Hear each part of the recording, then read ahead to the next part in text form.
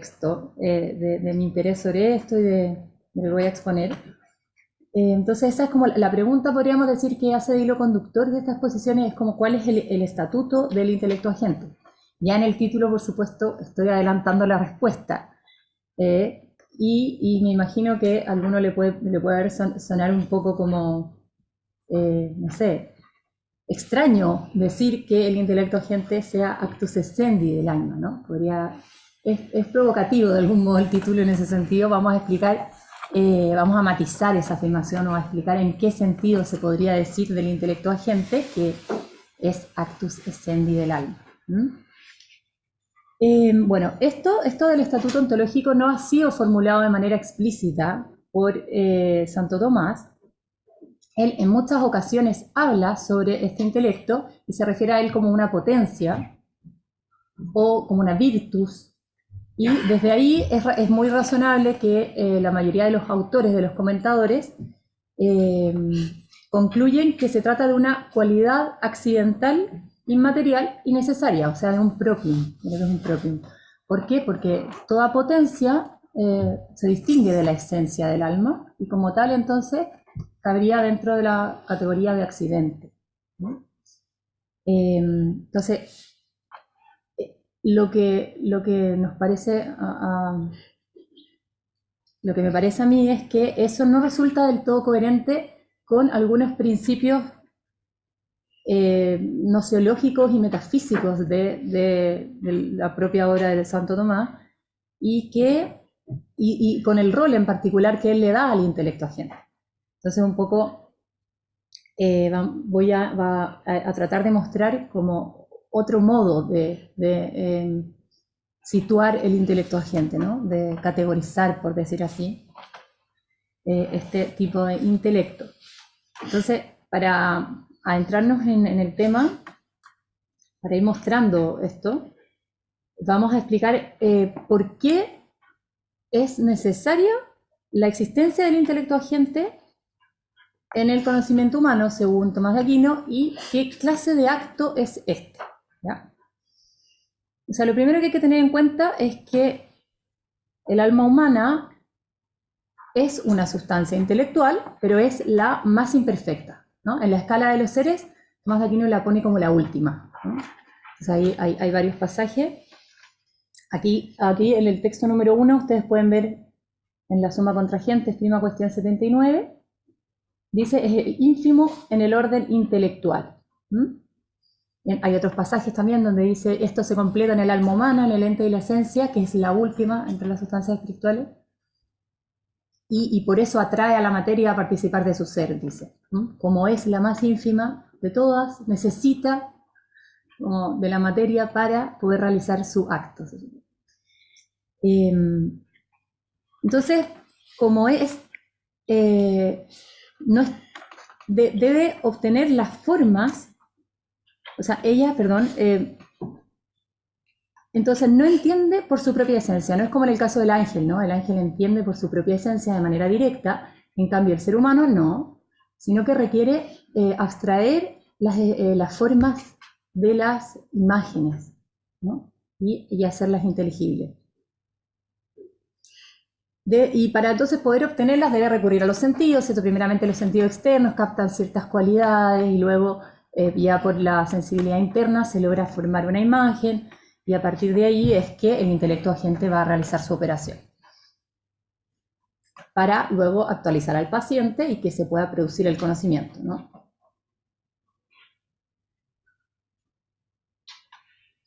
Entonces ahí, claro, en el texto 2 también aparece. Yo no voy a ir leyendo todos los textos, los tengo ahí como referencia para que ustedes puedan ver de dónde los tomo. Algunos sí, vamos a leerlo en conjunto, alguno que sea más central lo vamos a comentar. Entonces,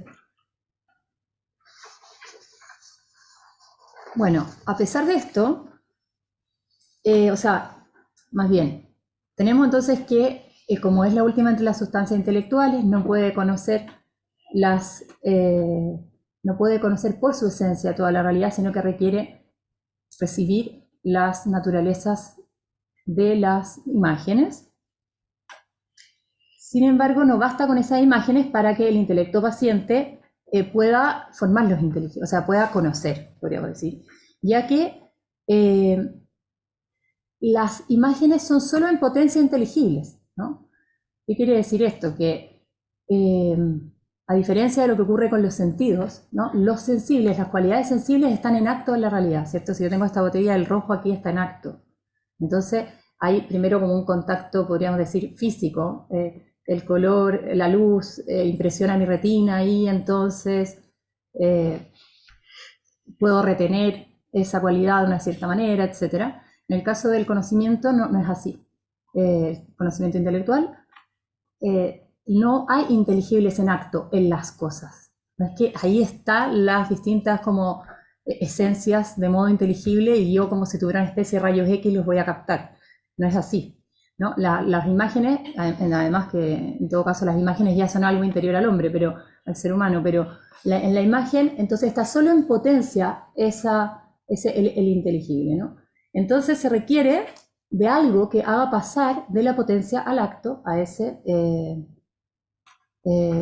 esa forma sensible.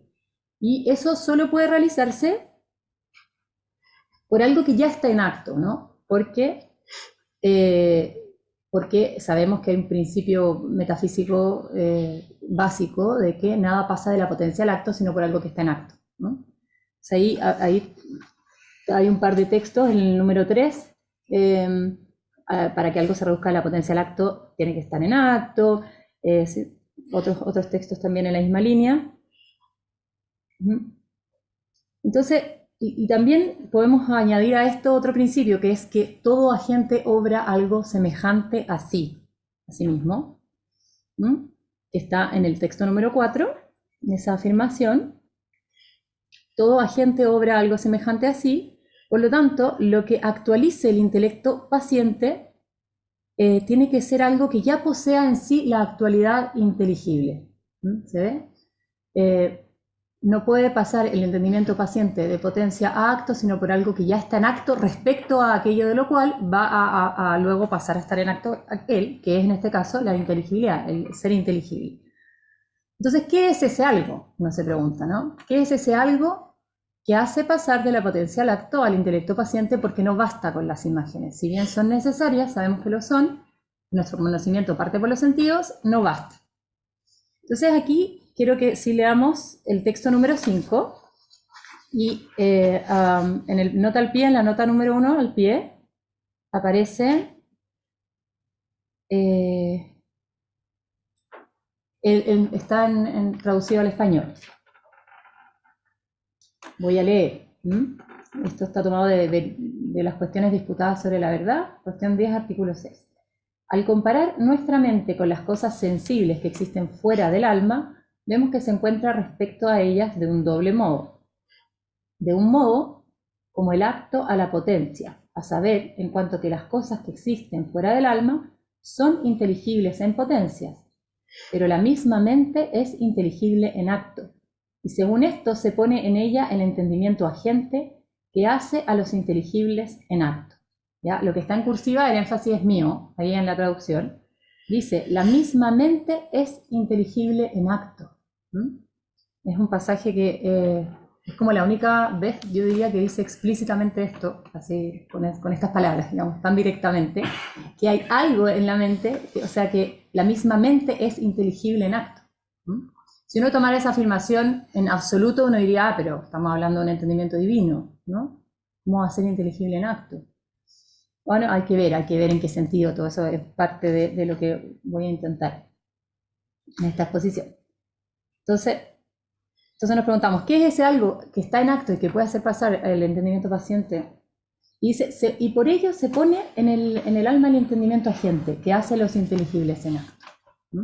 O sea, ahí ya parece ser que es el intelecto agente el que está en acto previamente y que puede hacer este paso de potencia a acto por parte del intelecto paciente.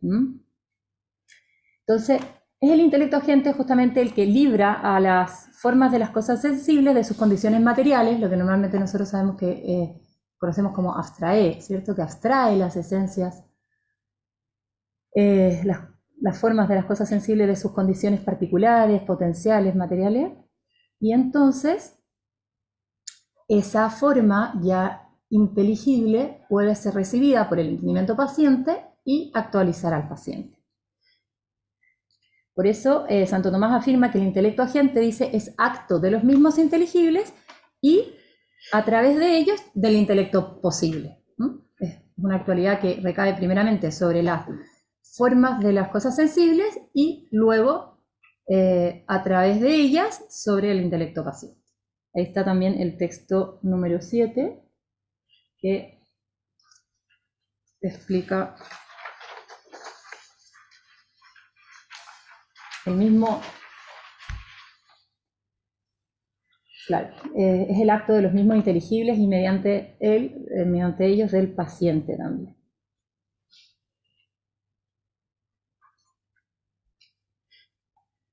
Corey, no sé si conocen a Teresa Scarpelli Corey, identifica ella el intelecto agente con el propio acto por el cual las formas de las cosas sensibles son actualizadas, o sea, como la operación misma de actualizar las formas sensibles sería lo que ella identifica con el intelecto agente, a esa operación de inteligibilizar, podríamos decir, las formas sensibles. El problema de esto es que tiene que haber algo previo en acto, que sea lo que hace pasar de potencia a acto, ¿no? Lo que estábamos diciendo antes, este principio metafísico de que nada pasa a la potencia de algo, sino por algo que está en acto. Si yo llamo al intelecto agente solo a la operación misma por la cual se están actualizando esa forma, entonces tendría que haber algo antes en acto que sea lo que provea de actualidad al intelecto agente, ¿sí? O sea, tendría que haber otra cosa antes en acto y explicar ahí cómo se da esa transición, o sería que no es tan acertado plantearlo de esta forma, ¿no? Vamos a ver ahí más adelante cómo nosotros lo resolvemos.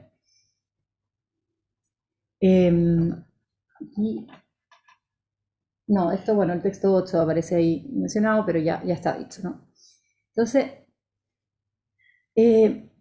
según nuestra visión, el intelecto agente va a ser el prerequisito. Va a ser un prerequisito y un acto que es causativo, que causa la actual inteligibilidad de las formas presentes en las imágenes, pero tiene que estar en acto antes de la actualización de ellas, ¿entiende?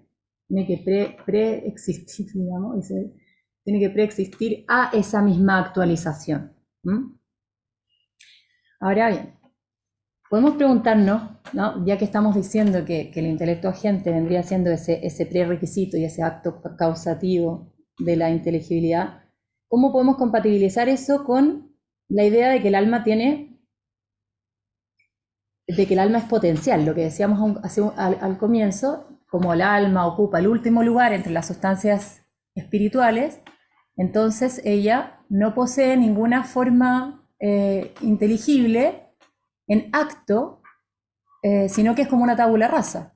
Esta afirmación aristotélica que también toma Santo Tomás, es como una tabula rasa. Entonces aparece esta cuestión de, ya vimos el texto de Veritate, que leímos una primera parte donde dice que hay algo en el alma que está en acto, pero al mismo tiempo sabemos que el alma es como una tabula rasa. Ya Canals, de hecho, en el artículo que mencioné al comienzo, hace también, o sea, se da cuenta de esto y comenta un poco esa dificultad, y el mismo Santo Tomás es consciente de esa dificultad, ¿ya? En el texto que vamos a leer ahora, en el texto 9,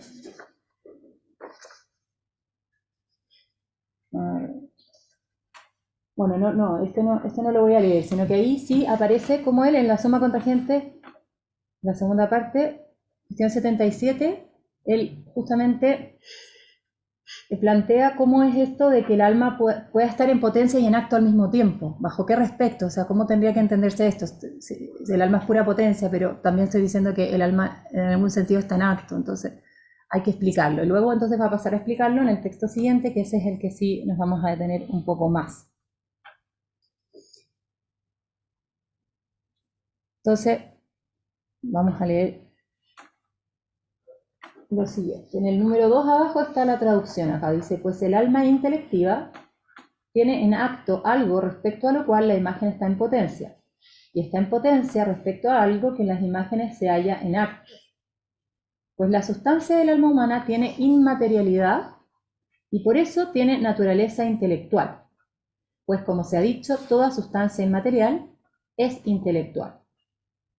El alma intelectiva permanece, sin embargo, en potencia respecto a las determinadas semejanzas de las cosas cognoscibles por nosotros, que son las naturalezas de las cosas sensibles.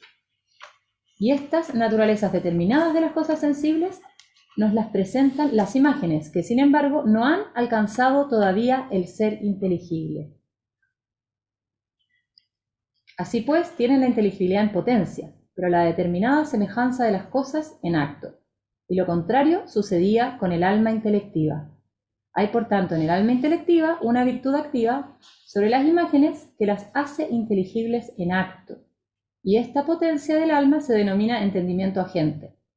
Y hay otra virtud que está en potencia respecto a las determinadas semejanzas de las cosas sensibles, y esta potencia es el entendimiento posible.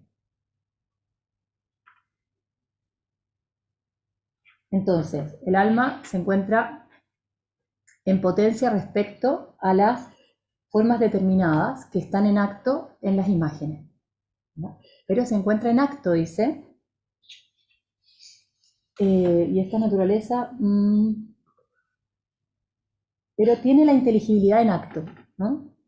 Dice, estas naturalezas determinadas de las cosas nos las presentan las imágenes que, sin embargo, no han alcanzado todavía el ser inteligible. No lo han alcanzado todavía. Y dice, lo contrario sucede en el alma. Lo contrario sucedía en el alma intelectiva. O sea, el alma intelectiva estaría en acto respecto de el ser inteligible. ¿Mm? Y en cambio, en potencia respecto de las naturalezas determinadas de las cosas. ¿Mm?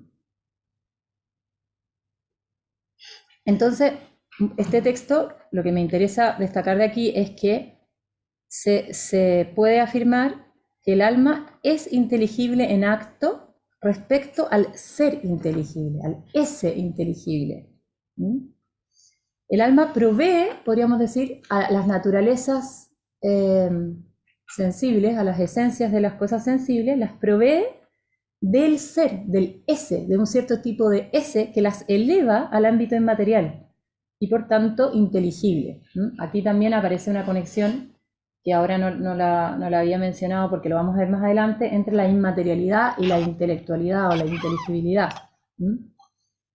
El caso es que entonces aquello que provee el intelecto agente, o sea, aquello que provee el alma, y que luego aquí se va a atribuir al intelecto agente, sería ese inteligible, ¿no?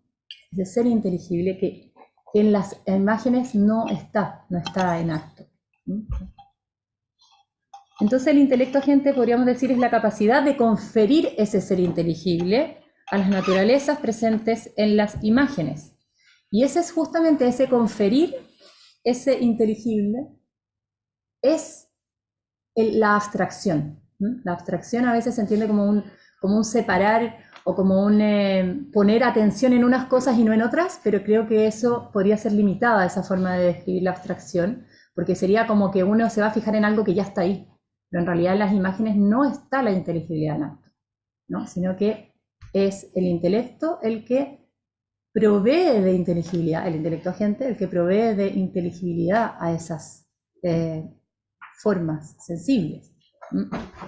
Entonces, podríamos decir que ese conferir ser inteligible. O sea, ya llevamos 20. Entonces, ese conferir ser inteligible es justamente, bueno, la abstracción, sería la operación propia del intelecto agente. Que implica despojar a esas naturalezas de sus condiciones individuantes, materiales, etc. Bueno, entonces, podemos dar todavía un paso más en la argumentación y decir que, este es otro principio que está aquí en el texto 11, todo agente obra por una forma que posee. Antes dijimos, todo agente obra en cuanto está en acto, y obra por una forma que ya posee. Y todo agente obra algo similar a sí mismo también. Ahí aparece nuevamente en nuestro texto 4. Entonces podemos considerar ese S inteligible, ese ser inteligible, como una forma. Podríamos considerarlo como una forma porque en muchos pasajes, de hecho, Santo Tomás se refiere al ser como lo formal respecto a cualquier otra cosa, como lo más formal de todo. Entonces uno podría decir, claro, ese S inteligible podría ser la forma que posee el alma, por la cual va a obrar algo semejante a sí mismo en aquello sobre lo cual obra, que en este caso son las formas sensibles, ¿no? Las formas o naturalezas de las cosas sensibles. Entonces, para como ir cerrando la argumentación, sería el ser inteligible es una forma, el ser inteligible le pertenece a las cosas, a las naturalezas sensibles como un efecto, le pertenece a ella como un efecto que es producido por el alma, y como todo agente obra algo semejante a sí mismo, ese inteligible tiene que haber sido efectuada por el alma, en tanto ella posee ya ese ser inteligible.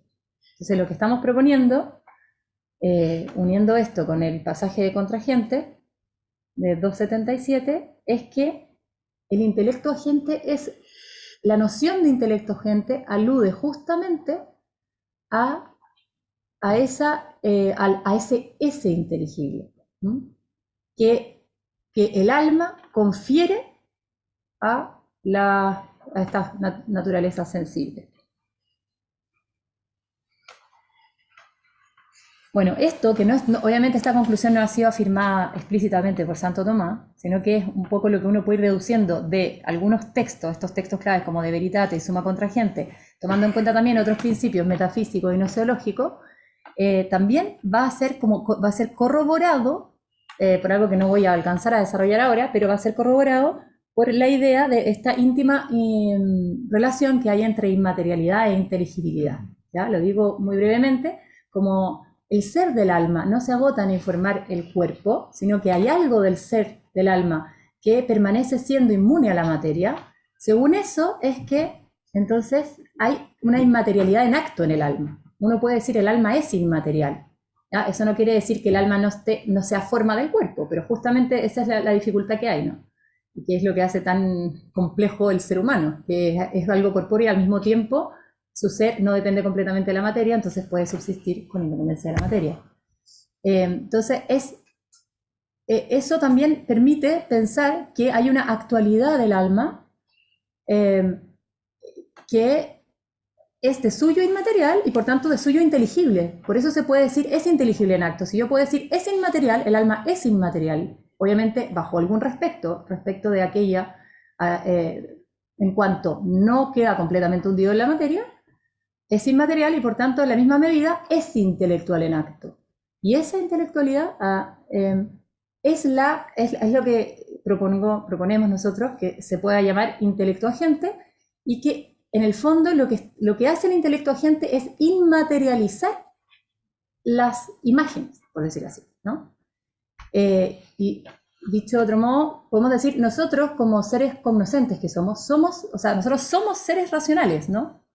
No es solo que tengamos una capacidad de poder entender, que está en potencia, sino que nosotros somos racionales, somos intelectuales. ¿Y eso qué significa? Que somos seres que tenemos inmaterialidad, entonces tenemos una capacidad de volver sobre nosotros mismos, y volviendo sobre nosotros, o sea, con esta capacidad de autoconciencia, de volver sobre nosotros mismos, también de inmaterializar las formas que están concretadas en las distintas cosas sensibles, ¿no? ¿Ya?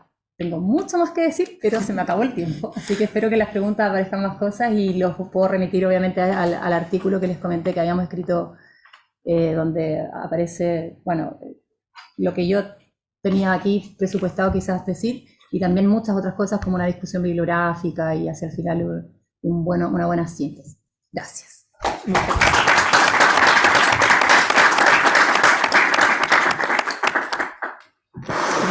Para algunas preguntas. Sí, aquí adelante. ¿Perdón? ¿Cómo qué? ¿Qué pasa con las cosas que no han sido incluidas sobre el intelecto? ¿Cómo qué, por ejemplo? No, porque el intelecto agente se plantea como una virtus activa respecto al conocimiento humano. No es... Entonces, cuando yo conozco algo, requiero del intelecto agente, si no, no. O sea, las cosas tienen su ser con independencia de mi entendimiento, por supuesto. Por supuesto, sí. Si a eso se refiere, no es un... No, es que va a ser... Sí. Por supuesto, porque no el intelecto agente es que ahí es buena la pregunta, porque de hecho eso yo lo tenía presupuestado en la exposición completa. No es un intelecto infinito, en ningún caso. Es un intelecto que tiene un ser intelectual, un ese inteligible, un ser inteligible, pero que es limitado, porque es recibido en una potencia. ¿Ah? No es como el entendimiento divino. En ese caso, del entendimiento divino sí que todo depende en su ser, pero no de un entendimiento como el nuestro que es limitado. Entonces, lo que podemos decir es que esta actualidad es una actualidad que se encuentra recibida en una potencia. Esa potencia en la cual está recibida sería el alma misma, la esencia del alma. O sea, ahí podríamos decir que aquí está operando esa composición entre esencia y ser. Esencia y ser, que siempre, ¿no? van muy unidos, ¿no? El intelecto agente es inseparable de la esencia del alma, pero el intelecto agente aludiría a aquel ser que subsiste con independencia de la materia, y que por tanto es luminoso, por decir así, puede inteligibilizar, puede iluminar a las cosas sensibles, pero siempre respecto de nuestro conocimiento, no desde un punto de vista, digamos, como ontológico. Nosotros no fundamos nada, no, por supuesto. Sí, gracias. ¿Una pregunta más? Sí, muy parecida, ¿sabes también? Que es la preocupación que uno le entra cuando enfatiza de Santo Tomás de Aquino por el supuesto realismo de Santo Tomás.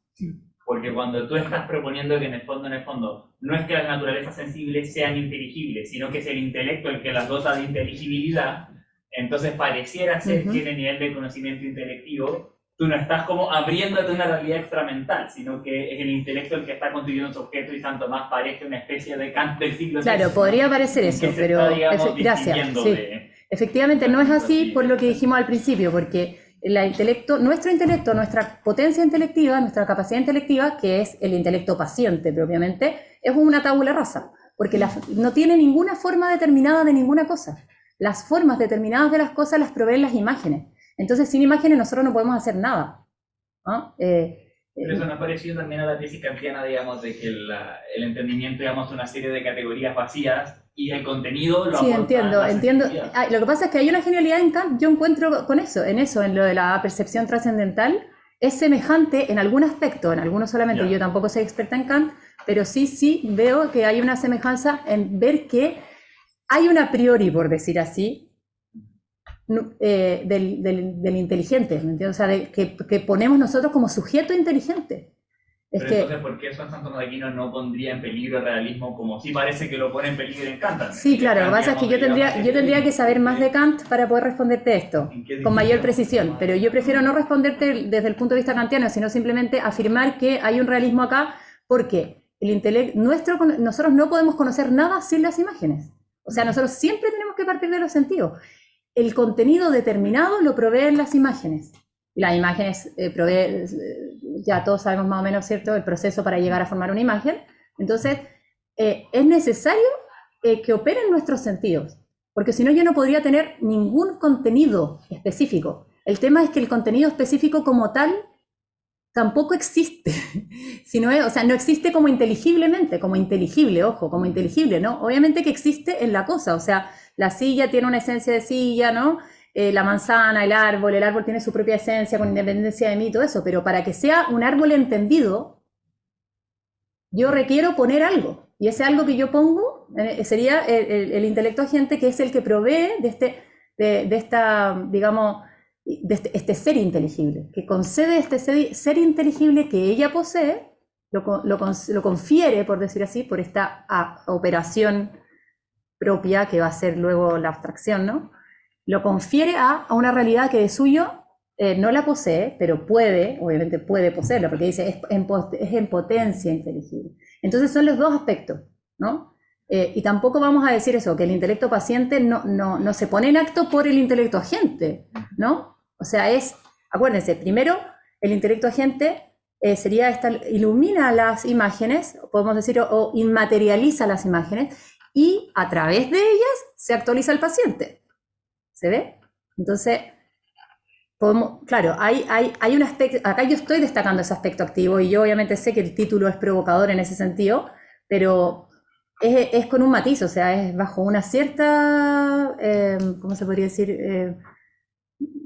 Bajo un cierto aspecto, ¿no? Bajo un cierto aspecto. O sea, el equilibrio aquí está yo creo, desde un punto de vista más metafísico, ontológico, en ver que el alma es forma del cuerpo y al mismo tiempo es subsistente, ¿no? Como es forma del cuerpo, requiere, o sea, no es, habría que ver ahí cuál es el orden de fundamentación, pero requiere efectivamente de lo material, pero en cuanto conserva su ser con independencia de la materia, tiene una inmaterialidad que es una inteligibilidad en acto. La posee, pero limitada, porque está recibida en el alma, que vendría siendo en la esencia del alma, que es su aspecto como correlativo, ¿no? Gracias. Ya estamos en la hora. Tiempo, sí, vamos a seguir. Pucha, vamos a tener que hablar afuera con la lucha. Pero después podemos comentar en el café. Entonces ahora va a exponer el profesor Claudio Pierantoni, de la Universidad de Chile y de los Andes, Tomás de Aquino y la superación del semirrealismo. Muchas gracias. ¿Se podrá bajar un poco la temperatura? No te preocupes, no abrir la puerta. Alguien quizás sabe. ¿Podemos dejar abierta la puerta? Sí. ¿Quién sabrá? Sí, hace calor. Hace un poco de calor. Pero quizás con la puerta abierta basta. Sí. Bien, muchas gracias. Muchas gracias voy a repartir unos... reparte los textos. Y mientras tanto empiezo igual. Bien, muchas gracias, Bernardita. Yo estoy de acuerdo con el 90% de lo que dijo Bernardita. Así que en ese sentido me ha ahorrado bastante. Voy a tratar de, con eso, respetar el tiempo. Pero hay algo en el que no estoy de acuerdo, lo digo inmediatamente para que también intentar seguir respondiendo a la conversación con ¿cómo es tu nombre? Clemente. Con Clemente. Claro, suscribo todo lo que dijo menos un punto.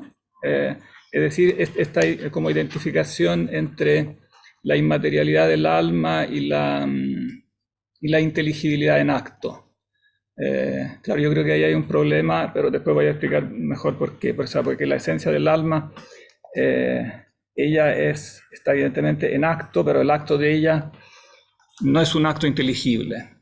O sea, no digo que no lo diga Santo Tomás, tiene base, eso lo dice, yo creo que en eso está equivocado. Claro, que está equivocado. Santo Tomás, está equivocado, exacto, Santo Tomás.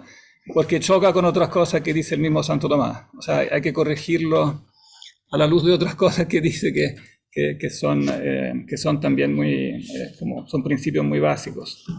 Pero voy a plantear ahora mi título, que también es bastante provocatorio, esto de la superación del semirrealismo.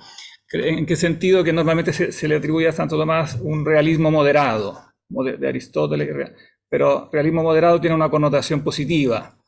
Semirrealismo tiene una connotación negativa, en el sentido de que, o sea, como que le queda un resto de realismo que habría que superar. Pero aquí hay que hacer una aclaración. Yo entiendo no realismo en el sentido que lo conversaban ustedes del debate kantiano, o sea, en el sentido moderno, en el sentido en que nosotros lo usamos, realismo como adequatio intellectus et rei, porque eso ciertamente que Santo Tomás lo dice y no hay que superarlo, porque eso es la base de la base de la filosofía misma. Si no está eso, para mí no está la filosofía, o sea, se echa abajo la filosofía completa. Entonces, ese realismo entendido en el sentido moderno, anti-kantiano en este sentido, no hay que superarlo. Hay que superar el realismo en el sentido en que lo usan los críticos modernos en cuanto al debate medieval. O sea, que se habla de realismo en el sentido de darle realidad a los universales extramentales, o sea, que son res, que el universal extramental es una substancia, ¿no? Y evidentemente que Tomás refuta eso siguiendo a Aristóteles, porque se lo atribuye eso a Platón, ¿no? Que Platón dice que los universales son como sustancias separadas, y como sustancias separadas, digamos, eso es contradictorio porque, digamos, como explica en el libro séptimo de la metafísica, el universal no puede ser sustancia ni de todos los particulares, ni tampoco de cada uno, porque si no se identificaría con la sustancia de cada uno. Ahora, lo que yo argumento es que a pesar de que él niegue como este llamado realismo platónico o ya realismo exagerado, sin embargo le queda más realismo de lo que normalmente se cree con el realismo aristotélico. O sea, los universales o las formas de Aristóteles, si bien no las llama universales, o sea, dice que el universal no es sustancia, pero finalmente esa usía que está en los entes concretos, porque no tienen que estar en otro mundo separado, porque si no, no podrían ser causas, etc. Tienen que estar inmanentes, pero al estar inmanentes, aunque no se diga explícitamente, muchas veces se las sigue tratando como reales, como si fueran entidades reales que están como dentro de las cosas, y por eso dan pie también a esa interpretación de la abstracción como sacar algo de la cosa que está ya listo, que es criticable como lo criticaba Bernardita, ¿no? O sea, como que la esencia, la usía, sería algo que realmente está en la cosa. Si está realmente en la cosa, evidentemente la puedo también extraer. O sea, simplemente la libero, es una operación puramente negativa, la libero de lo que es individuante y la extraigo, ¿no? Entonces, esas afirmaciones yo creo que tienen un tinte realista que hay que superar. Ahora, Santo Tomás es muy escueto siempre cuando plantea esta operación de la abstracción, ¿no? Por eso yo creo que digamos, el trabajo consiste en complementarlo y en verlo a la luz de algunos pasajes más amplios donde lo explica precisamente en base al a priori. O sea, cuál es la función del a priori en esto y entonces por qué la esencia no debe ser considerada como algo real. Para que remitir un poco a los textos, lo primero que digo de este semirrealismo, dicho muy en resumen, es un poco lo que él plantea en el De Ente et Essentia, el famosísimo texto del De Ente et Essentia, ¿no? Donde, el capítulo 2, donde él se refiere a los estados del universal, ¿no? Siguiendo la doctrina que ya es antigua, ya era antigua de los comentaristas de Aristóteles, que hay 3 estados del universal, ¿no? El universal ante rem, después el universal in re, el universal post rem. Y ahí en el De Ente et Essentia le agrega también la elaboración de Avicena, que dice también hay una esencia no considerada en sí misma. La esencia considerada en sí misma que no es como ni una ni múltiple, porque depende de dónde está. Cambia estado según dónde está. No, esa forma de expresarse es lo que yo llamo semirrealista. Es decir, si una cosa que cambia de estado según dónde está es una sustancia. Que tienen determinados accidentes, accidit, dice en el De Ente et Essentia. Cuando le ocurre estar en el intelecto es universal. Cuando le ocurre estar en la cosa, ¿no? Es particular e incluso se plurifica, se multiplica con los entes, que es otro para mí espía de como semirrealismo. O sea, de realismo no declarado, pero implícito. O sea, que se da cuando yo trato algo de sustancia aún sin decirlo. Algo que tiene accidentes es una sustancia, algo que cambia de estado, según donde está, es una sustancia. O sea, la estoy tratando como una sustancia, aunque diga que el universal no es una sustancia, y correctamente. Después cuando hablo de la usía o de la sustancia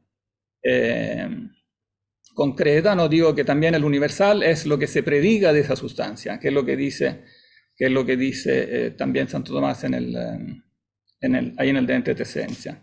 Y creo que está en la base de esa manera como muy sintética que muchas veces recuerda a Santo Tomás cuando habla de la abstracción, como que se actualiza algo que está en las imágenes, que puede dar efectivamente esa sensación, ¿no? Que está ya ahí como listo para ser extraído.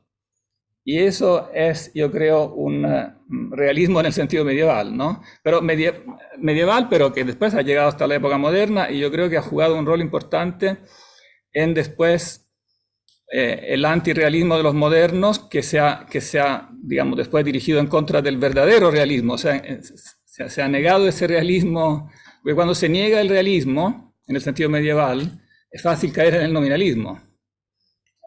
Claro, no es que negar el realismo sea todo, porque el realismo tiene también una instancia verdadera, que digamos que lo que pensamos corresponda a algo que está fuera de nosotros, que no es una construcción de nosotros. Entonces después refutando este semirrealismo, los modernos han caído de nuevo, no solo los modernos, varios medievales y después los Locke, etcétera, y el mismo Kant, creo yo. Cayó en este tipo de nominalismo, llamémoslo conceptualismo, ¿no? O sea, que los conceptos de la de la mente en el fondo no se adecúan a algo que está en la realidad, ¿no?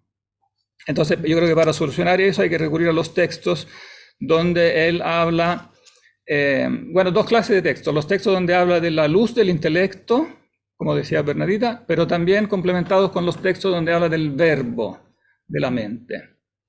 Y creo que es importante complementar los dos. Bueno, vamos a partir con los primeros. Cuando él habla de la luz del intelecto, entonces hace una complementación muy importante, porque nos dice cuál es la naturaleza ontológica de esta luz del intelecto, ¿no?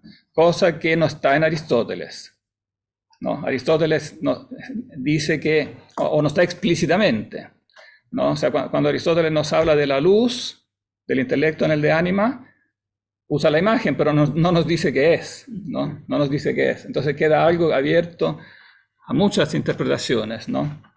En cambio, Tomás, claro, no lo dice. El problema que ocurre es que hay que, claro, volver a ensamblar los textos, porque no lo dice todas las muchísimas veces que habla de la abstracción. Entonces hay que ir a reconectarlo, pero cuando, frente a la pregunta específica, sí lo dice. Estoy pensando sobre todo en los textos que tienen ahí ahora. No tengo a mano la hoja, no sé qué números son, pero son textos muy conocidos que todos ustedes conocen.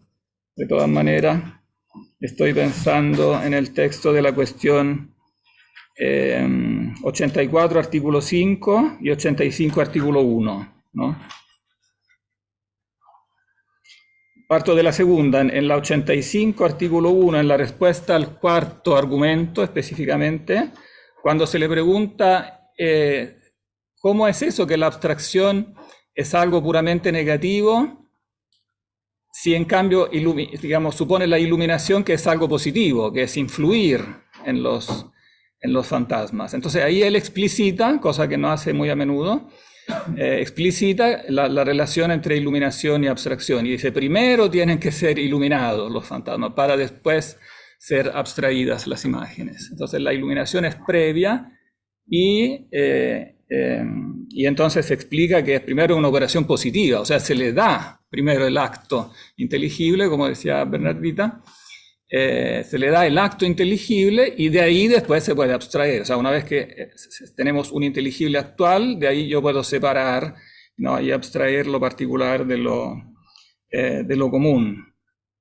Y después, pero eso no bastaría sino explicitar a la naturaleza ontológica de la luz como una impresión de la verdad eterna. O sea, que la luz es una impresión del verbo, como dice el prólogo de San Juan, ¿no? Que el verbo, ¿no?, ilumina la mente, solo que se precisa, no la ilumina en forma directa, sino mediante una impresión, porque si no veríamos el verbo en forma directa, cosa que no es posible en esta vida. Entonces lo que tenemos es una impresión del verbo, pero entonces eso explica por qué en esta impresión del verbo nosotros efectivamente podemos conocer las cosas, porque el verbo es aquel mismo que ha creado las cosas. Entonces en él están las razones eternas, y que son las esencias inteligibles de las cosas mismas, que están detrás de las cosas mismas.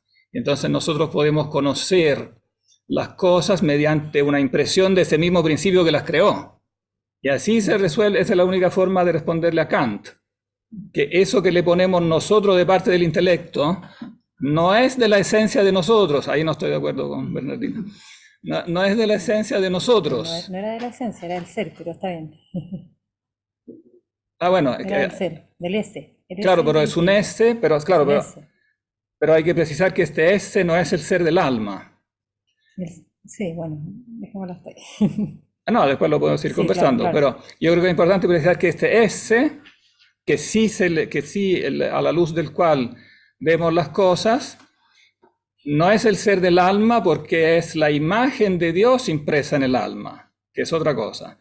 O sea, podemos decir que es formalmente parte del alma, por cuanto en la definición del alma entra esa impresión, pero entra como impresión, ¿no? O sea, entra formalmente, pero no materialmente. No es una parte del alma en el sentido que sea de la esencia del alma, ¿no? Es algo que supera la esencia del alma en sí. Por algo decimos que es una impresión del verbo, porque reconocemos en esta luz algo que es absoluto, infinito, universal, ¿no? Todas cosas que el alma humana no es, que el alma es finita, relativa, contingente y particular. Tiene su ser, ¿no? Y bueno, y en la cuestión 84, artículo 3, Tomás niega explícitamente, ¿no?, que que conozcamos por la esencia del alma, precisamente por estos motivos, que la esencia del alma es determinada y finita, ¿no? Y esta luz, entonces, tiene una actualidad, claro, es algo en acto, una actualidad inteligible, en ese sentido es un a priori, ¿no? Pero lo es por ser como una impresión del verbo. Pero eso no me basta todavía, yo creo que es importante explicitar otra cosa, y eso lo hace bien, sobre todo en dos textos, Santo Tomás, en el comentario al prólogo de Juan, ¿no? Cuando habla del verbo de la mente, y también en el Quodlibet octavo, que no le alcancé a imprimir, que es un texto muy importante, Quodlibet 8, cuestión 2, artículo 2, donde habla del conocimiento, en ese caso no de un ente material, sino el conocimiento de la caridad, pero da un excelente resumen de, digamos, de cómo él resume el tema del conocimiento. ¿Qué hay aquí que no está en los otros textos? El carácter de formación de los universales, que yo creo que supera esa visión como semi-realista de que la esencia sea algo que yo extraiga ya prehecha de las cosas. O sea, ahí dice explícitamente, siguiendo muy de cerca el texto de Agustín de Hipona en el De Trinitate, en el libro 15 del De Trinitate, cuando se habla del verbum formabile, que el verbo de la mente es algo formable, o sea que está en el lenguaje de Santo Tomás, que está en potencia a las especies determinadas de las cosas, ¿no? O sea, es algo en acto, sí, por un lado, pero está en potencia a la determinación. O sea, esa actualidad inteligible puede ser determinada, evidentemente, por los datos que vienen de los sentidos, que sin embargo no vienen como una esencia ya lista, vienen como datos que tienen que ser formados, ¿no? Y ahí enfatiza este proceso, siguiendo muy de cerca a Agustín digamos, en este pasaje del De Trinitate, que es muy importante, del verbus formabile, dice Agustín, non dunque formatum, es formabile y todavía no formado, o sea, está en potencia a ser formado, y entonces eso requiere evidentemente estudio y requiere una serie de observaciones y requiere una serie de razonamientos, ¿no? Entonces se requiere ver las cosas a la luz del ser inteligible y a la luz de esos principios de la mente que derivan del ser, del principio de contradicción, y digamos, significa un examen de las cosas a la luz de los principios que van formando los inteligibles, no simplemente extrayéndolos, ¿no? Como si fueran entidades ya preconfeccionadas, ¿no? ¿Cuánto tiempo pasó? 2 minutos. 2 minutos. Antes de la pregunta. Pero te puedes pasar Bueno, puede un pasar un poquito. poquito, sí. No, prefiero hacerlo contestando preguntas. Lo dejo hasta acá y ahí seguimos conversando con las preguntas.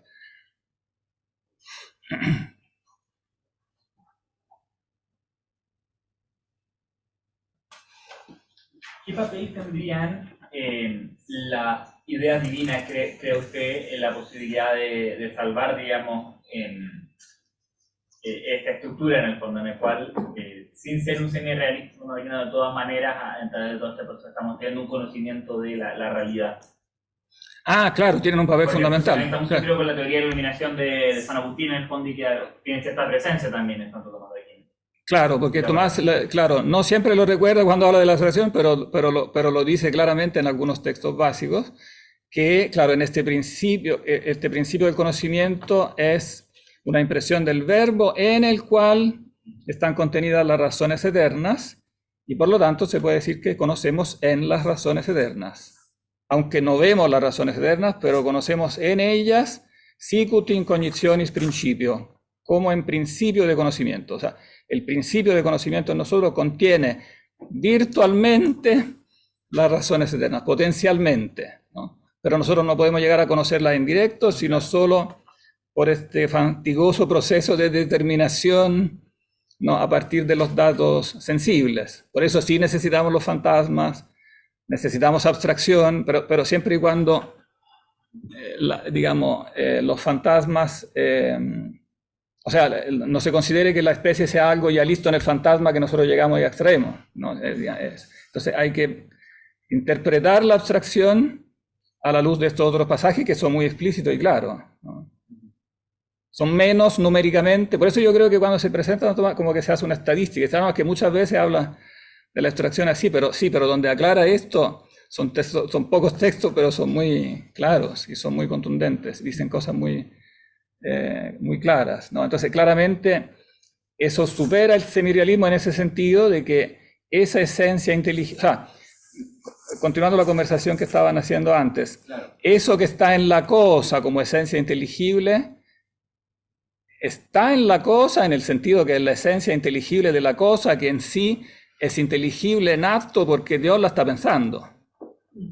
No porque ella sea, o sea, ella es, cuando decimos que es inteligible en potencia, lo decimos con respecto a nosotros. Pero con respecto a Dios, ella está inteligible en acto. Pero no porque la inteligibilidad en acto sea una cosa dentro de ella, sino que es una cosa en Dios. O sea, pero el punto creo que para que salga el realismo necesitamos de que haya algo intrínseco a la silla que la hace ser lo que es, y eso es lo que llamamos esencia, y que de alguna u otra manera el acto cognitivo esté dirigido a ese principio que es intrínseco a la cosa. Claro. La cosa es que sea el intelecto el que vuelve inteligible eso y lo vuelve universal a través de la abstracción. Ah, parece claro. ser que la posibilidad que tenemos de volver inteligible y sin embargo no perder, sino que alcanzar, digamos, algo que está intrínsecamente en la cosa, tiene que ver con el hecho de que esa cosa tiene su origen en Dios, que también las ideas divinas ejercen un rol ejemplar en la constitución de las cosas.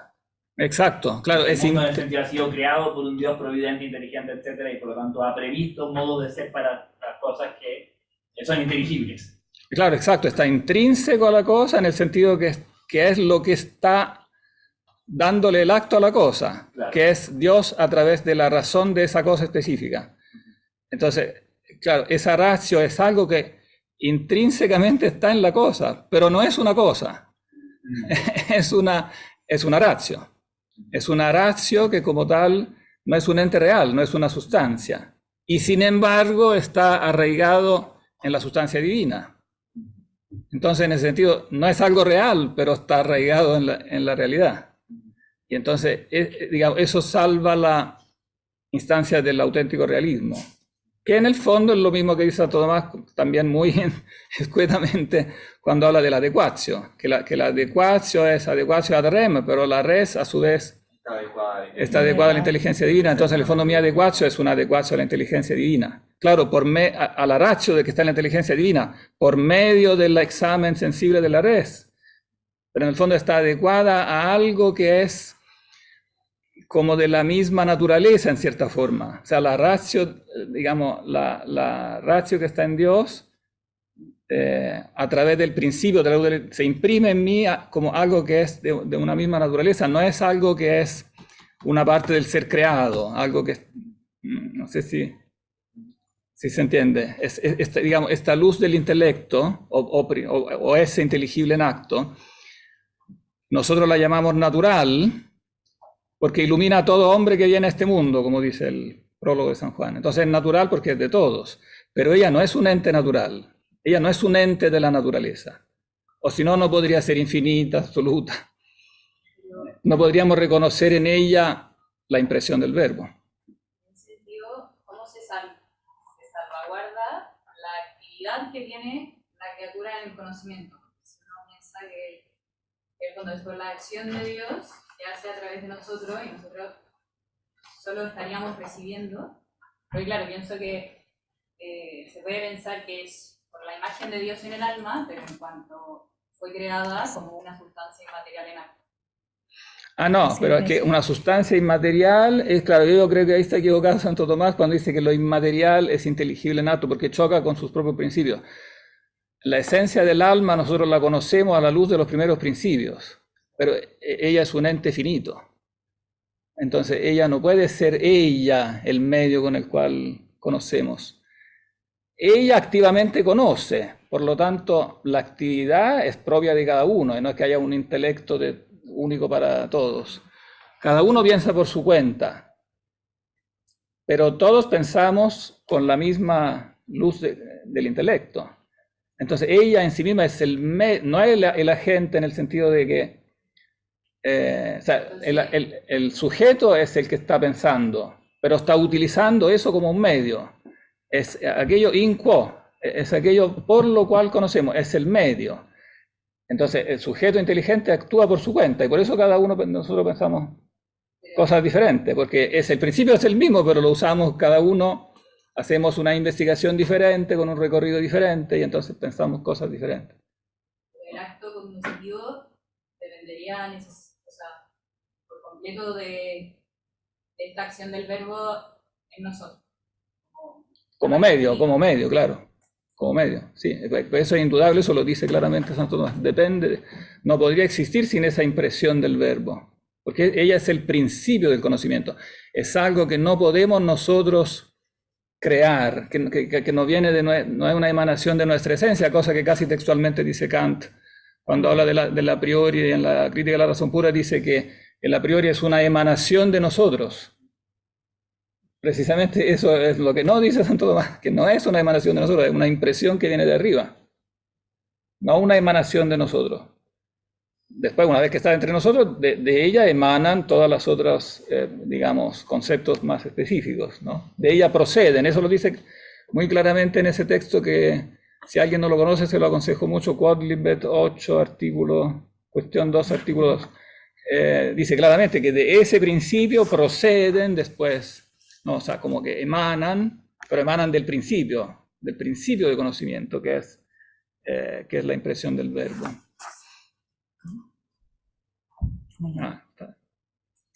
Sí, tenemos tiempo para una pregunta más. Y esa impresión del verbo que usted dice no es la participación del ese. Eso es lo que yo pensé. Pero... Es que ahí tenemos un equívoco con la palabra participación, porque también el alma como ser finito participa del ser de Dios. También la mesa como ser creado por nosotros y por Dios, digamos, participa en algún sentido o sea, la participación es de toda la creación, pero la participación de la luz es más que eso. Es una impresión donde nosotros reconocemos la propia imagen del verbo. Eso lo dice claramente Santo Tomás, dice que la mente nuestra es como un espejo donde se ve la imagen de Dios, en una forma oscurecida, en una forma indirecta, pero es como si lo viéramos en un espejo como ahumado, donde no se ve Dios en directo, que eso solo es posible en la otra vida, pero se ve Dios. Esa es la naturaleza misma del alma como espejo, que es otro texto bíblico fundamental. Vemos en un espejo, ¿no? Vemos en un espejo, pero en un enigma. Vemos en speculo et enigmate. Es un espejo, pero un espejo confuso. Entonces, allá ese inteligible, el otro adjetivo que yo creo que es importante, o que es útil agregarle es como este S está en potencia a la determinación de las cosas, este S hay que considerarlo como indeterminado. No es la palabra que usó Tomás, la palabra medieval que se usa generalmente es confuso, pero confuso se contrapone a determinado. Entonces, en el fondo es indeterminado. O sea, es una actualidad inteligible, es un S, pero confuso, indeterminado. O sea, necesita ser determinado por las esencias de las cosas que vienen de los sentidos. Pero el hecho de que sea indeterminado te dice que no es el S de nuestra alma, que en cambio como tal es totalmente determinado, es finito, es un ente particular determinado. Al ser indeterminado, eso explica que no tenga la actualidad para conocer todo. Tiene esa actualidad, pero la tiene como un medio para conocer. Tiene esa actualidad inteligible, este es inteligible. No sé si logro explicarme. Tiene este es inteligible por naturaleza, por tanto puede decirse que es parte de su definición, es formalmente parte del alma en este sentido, pero parte formal. Es un medio con el cual se conoce, en el cual conoce, porque las cosas puede conocerse solo por medio de un S universal, principio